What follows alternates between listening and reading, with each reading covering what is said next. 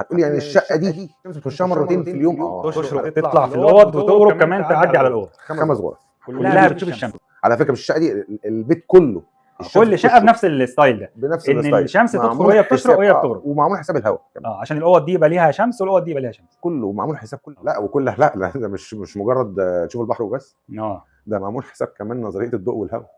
يعني يدخل برضه يعني الشمس ويدخل منه الضوء، في نسبه الهواء اللي داخل المكان بزاويه معينه. تخيل عشان التهويه المكان هنا والاضاءه مصمم على اعلى مستوى هندسي.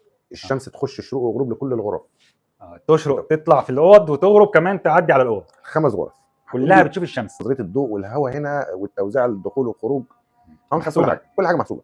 حتى الشمس حتى في الشراعات ديت التهويه بتاعت اللي فوق الابواب. انا شايف ان الابواب كمان ملونه. الشراعه ديت ليها زجاج مش موجود طبعا دلوقتي بالوانه الاخضر والاحمر والازرق. ليه ملون كده؟